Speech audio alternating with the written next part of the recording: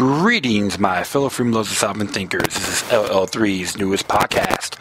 My name is Craig, transmitting from the beautiful Beehive state of Utah. And today's date, Monday, September 21st, 2015. Yeah, so I'm just going to do a few articles today and just scoping around what's happening. Took the initiative of going on my Twitter page and saw a few interesting topics. And this one's like a eye-opener for the people in Miami-Dade County. And it says here, body camera footage shows Miami-Dade commissioner letting bike topple in DUI arrest. This is done by Douglas Hanks and Larry Cannon Hanks. Alright. And it says here, Miami-Dade Commissioner Jose Pepe Diaz dropped the sheriff's name and cited his status as an elected official during a Key West traffic stop. This was led to a drunk driving arrest, according to the newly released body camera footage. Videos released Monday afternoon showed Diaz identifying himself as a commissioner shortly after being pulled over for traveling at more than 30 miles per hour speed limit as he cruised down Roosevelt Boulevard at sunset on his Harley Davidson. "I'm Commissioner Diaz. I apologize," he told the officer who asked him to step to the side of the road away from traffic. "You're who?" The officer replied, "I'm Commissioner Diaz from Miami-Dade County."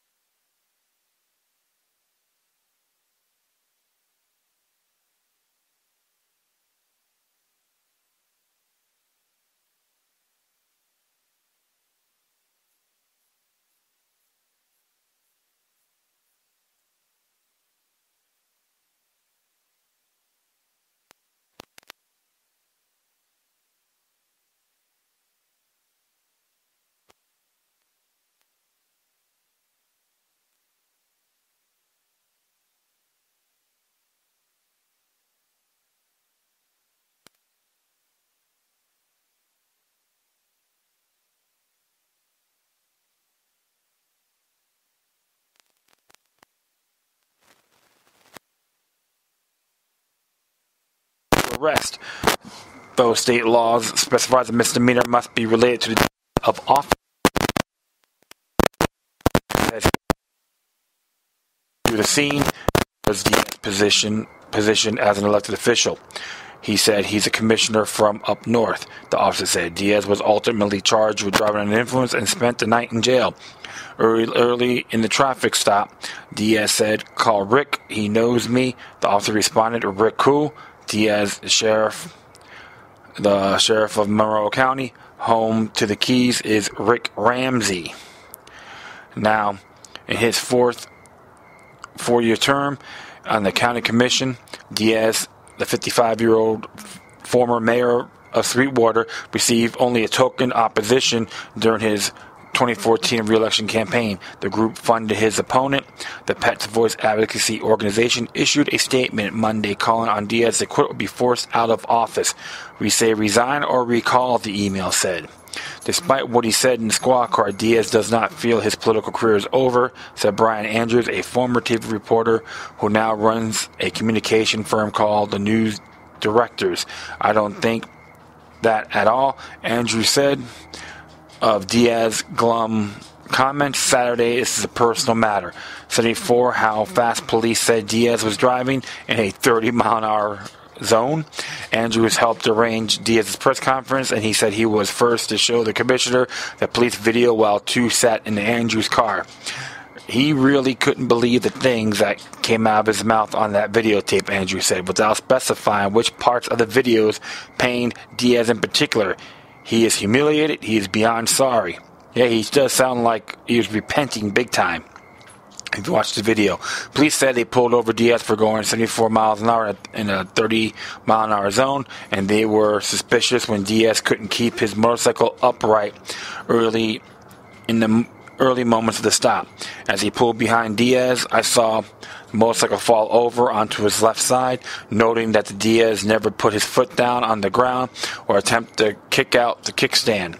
Officer Gary Selzer wrote in the report, the video shows the motorcycle falling with Diaz still holding the handlebars, though he remained upright as an officer helped move back to an upright position. Then it briefly fell the other way. Officer repeatedly cited the unstable motorcycle as evidence that Diaz should not have been driving, as all we're trying to do is have a good time here, said Diaz, dressed in gym shorts and a black t-shirt with the cigar brand Cartel Baggers in large letters. The officer responded, Mr. Diaz, you couldn't even put the kickstand on your motorcycle without falling over. There's a very strong odor of alcohol coming from your breath. Shortly after the officer told him that, the camera showed Diaz saying, there goes my political career. The officer responded, sir, I don't make decisions on when you drink, when you drive. Diaz replied, gentlemen, you're doing your job, I know. Do what you gotta do. Should have kept his mouth shut. Diaz was in Key West for the annual Poker Run biking event, and he was driving his black Harley-Davidson from the Casa Marina to the Marriott behind another group of bikes. He said he had a rum and coke and a glass of champagne about 3 hours before the 7:15 p.m. traffic stop near mile 1 marker. The report describes Diaz falling. The dexterity test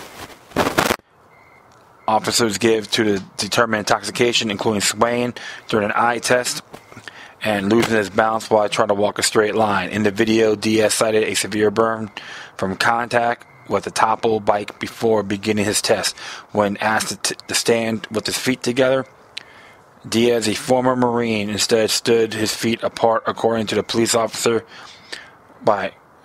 report by Officer Alexander Rodriguez Jr.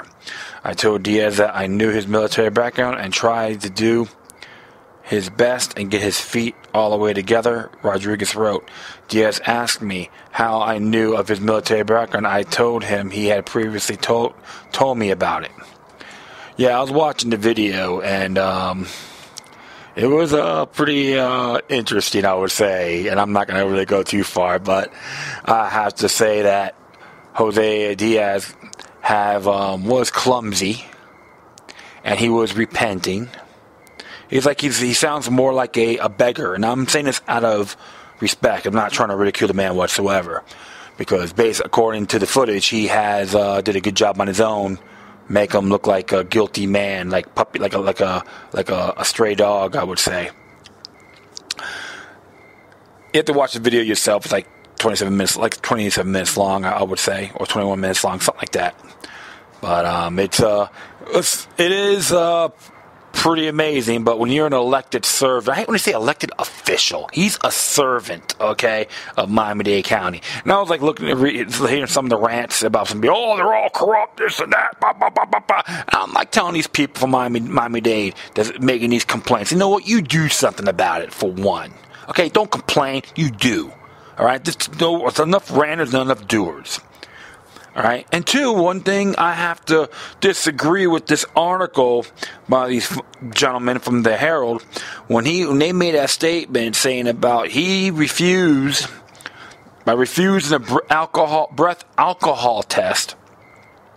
Diaz faces one automatic 1 year loss of his driver's license, barring administrative reprieve. See, in the state of Florida, because this is from a traffic stop. All right, in the state of Florida, if they just give you a breathalyzer, that's considered a technicality. All right, and here it is on the Florida statutes 316.1932. Test for alcohol, chemical substances, or controlled substance, implied consent refusal. The refusal, if you refuse to take the test, regardless. That's one thing, but see how they said about it's a breathalyzer, and I've seen some DUI videos of going to do an investigation. You have to do the breathalyzer or else. You can't do that in the state of Florida from a traffic stop. And it says here on Section 1A, as it reads, any person who accepts the privilege extended by the law of the state of operating a motor vehicle within the state is by so operating such vehicles deemed to have given his or her consent to submit an approved chemical test or physical test, including but not limited to an infrared light test of his or her breath for the purpose of determining alcohol consent, of his or her blood or breath, if the person is lawfully arrested for any offensive allegedly committed while the person was driving, or an actual physical motor vehicle under the influence of alcoholic beverages, a chemical or physical breath test. That includes urine too, if I'm correct. But it says here about blood. Okay, so chemical or physical breath test must be incidental to a lawful arrest and administered at the request of law enforcement officer who has a reasonable cause to believe such a person was driving or was in actual physical control of the motor vehicle within this state while under the influence of alcoholic beverages. And of course, I go here, the administration of a breath test does not preclude the administration of another type of test. The person shall be told that his or her failure to submit any lawful test of his or her breath will result in a suspension. Okay, that's a little bit sketchy there, but it has to be, chemical or breath. Okay, the way this is the way it was read in the statute. So, but it says here, a person shall be told that his or her failure to submit a lawful test of his or her breath will result in suspension to operate a motor vehicle for the first refusal for a period of 18 months. The driving privileges of such a person has been previously suspended as a result of a refusal to submit such a test, or shall be also told that he or she refuses to submit a lawful test of his or her breath and her driving privileges previously suspended for a year to submit to a lawful test of his or her breath, urine, or blood. He or she commits a misdemeanor in addition to any other penalties. So right there, okay, it's not just a breath test. It's breath, urine, or blood. Here, okay, and I will continue here. The refusal to submit to a chemical or physical breath test upon request of a law enforcement, as provided in this section, is admissible into evidence in any criminal proceeding. So right there, they'll tell you section B on here as well. Talk the same thing about the urine test and so forth, and it has to be a chemical or breath test. But how the Miami Herald wrote it, he failed to do the breath test. No, it's got to be breath or chemical. All right, and I'm not defending DUI or Commissioner Diaz accordance with this video footage. Okay, I'm not refuting that man whatsoever. But that is the law. They can't just give you breathalyzer and that's it. It's totally irrelevant. It's gotta be, they have to give you those options. And it's right there, black and white, in the state statutes. I'm just letting everyone in Florida know, because I am aware with some of these commercials, they're trying to show that breathalyzer. They're trying to drill it in your heads. Typical Ebenezer's propaganda textbook, playbook. Okay, so obvious. Like I said, I am not condoning under the influence of alcohol by any means. Driving under the influence. I'm not defending that at all, but the bottom line is you have to go with the facts. They want you to be Salt Pablo's dog or some field peasant. Go, yeah, boss, I'll just do the breathalyzer.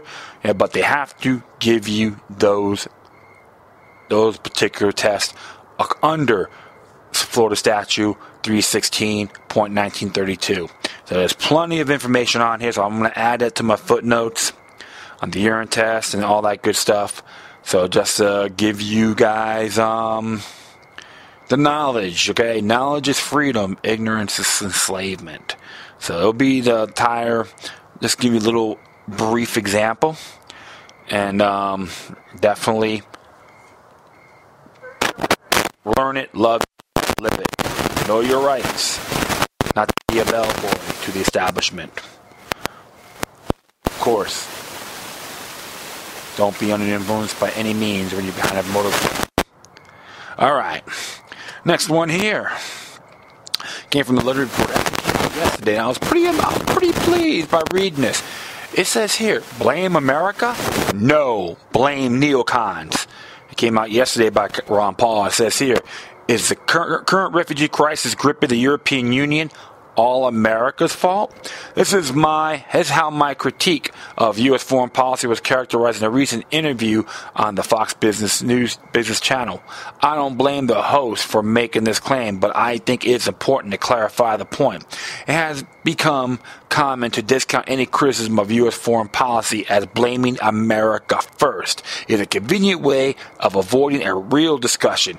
If aggressive U.S. policy in the Middle East, for example, in Iraq, results in the creation of terrorist organizations like Al-Qaeda in Iraq, is pointing out the unintended consequences of bad policy blaming America.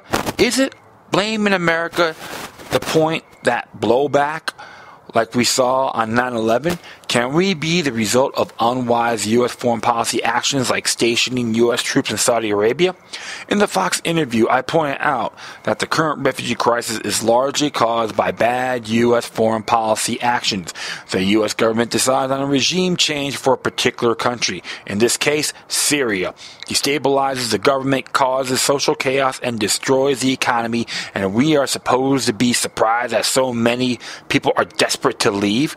Is pointing this out blaming America, or is it blaming that part of the U.S. government that makes such foolish policies?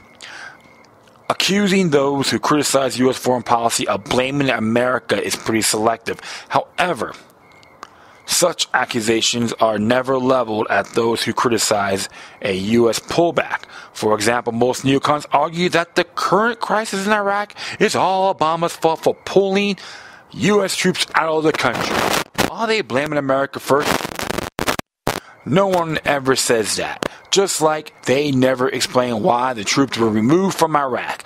The U.S. demanded complete immunity for troops and contractors, and the Iraqi government refused.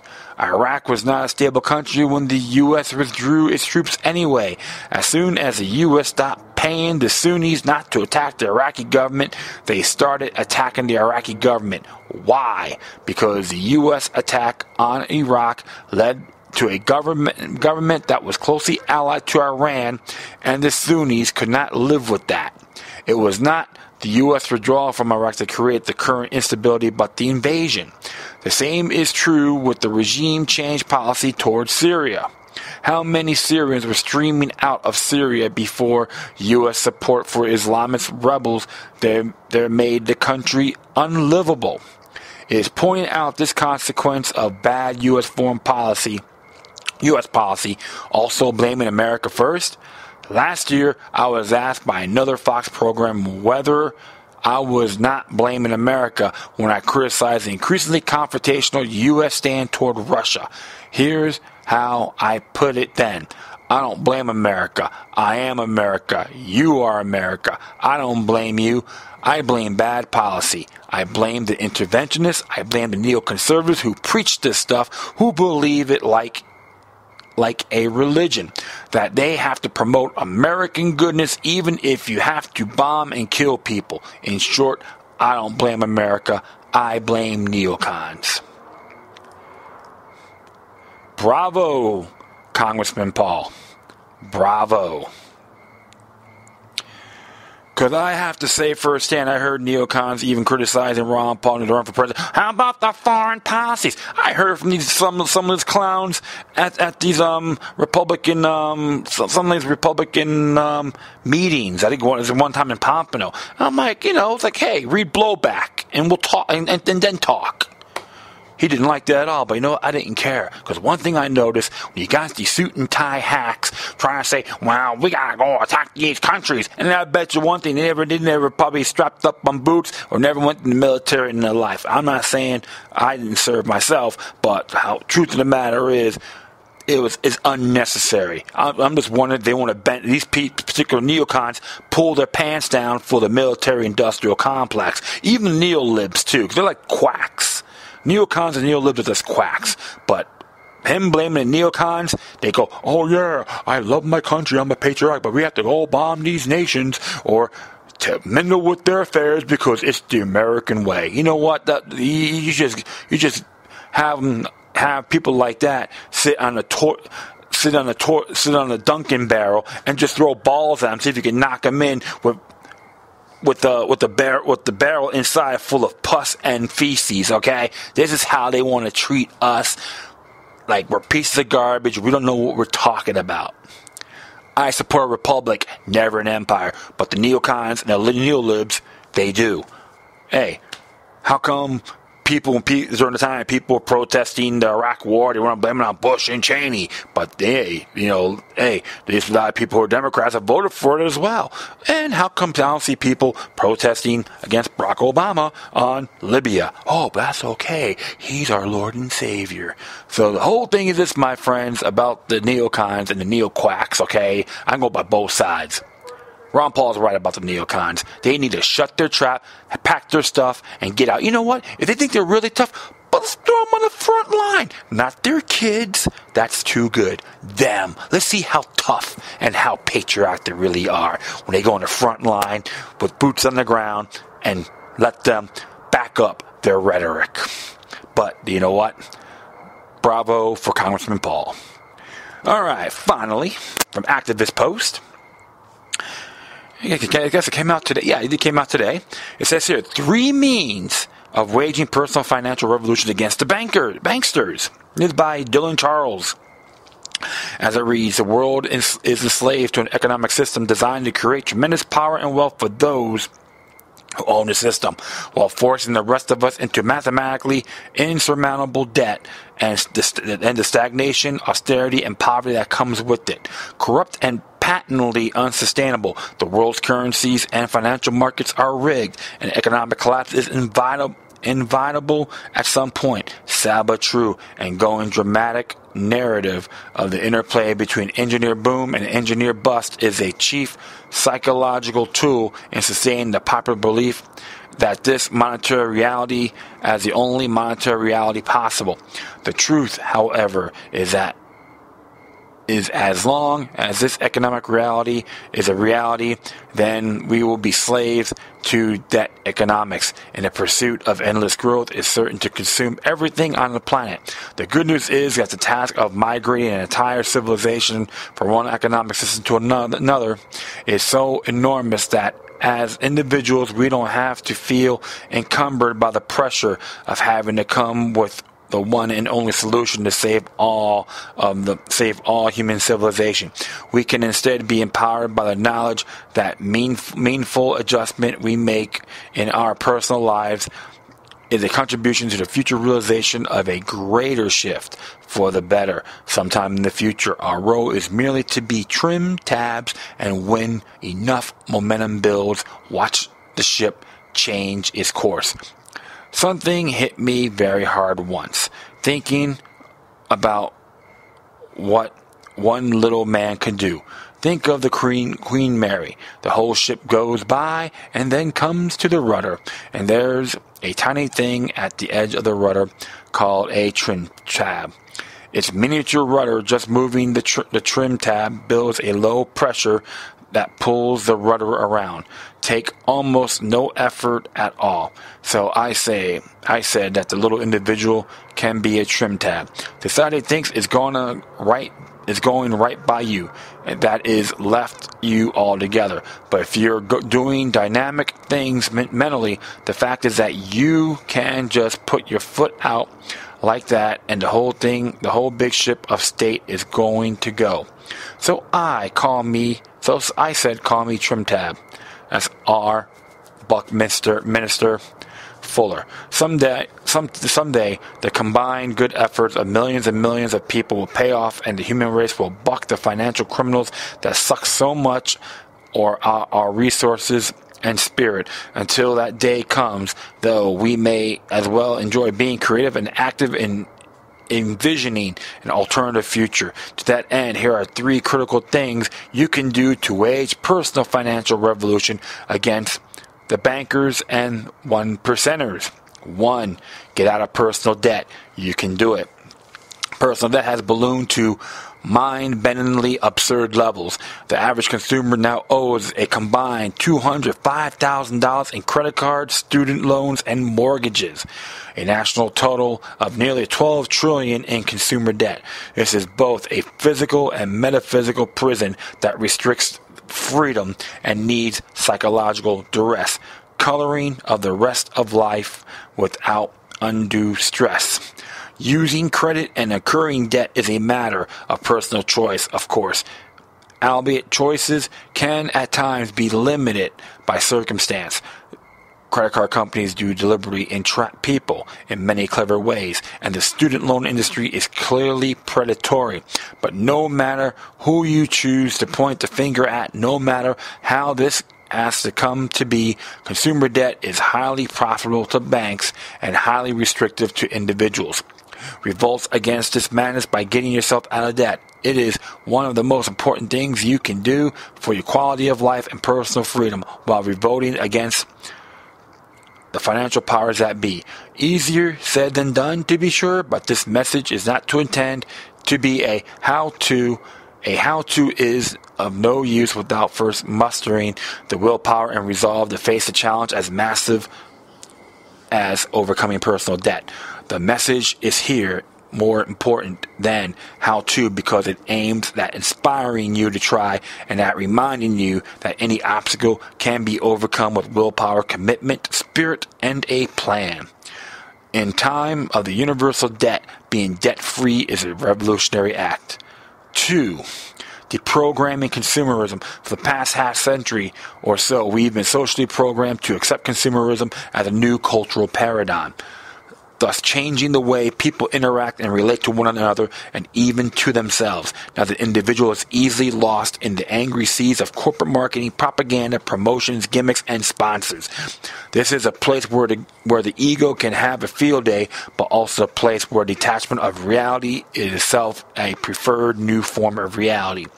We are constantly being primed to compare, compete with, criticize, judge, and outdo each other. As a pissing ground to prove ourselves to one another, we've offered a rather astonishing spread of consumer products, life options, and services. Choices in the marketplace become critical to the fabrication of self-identity.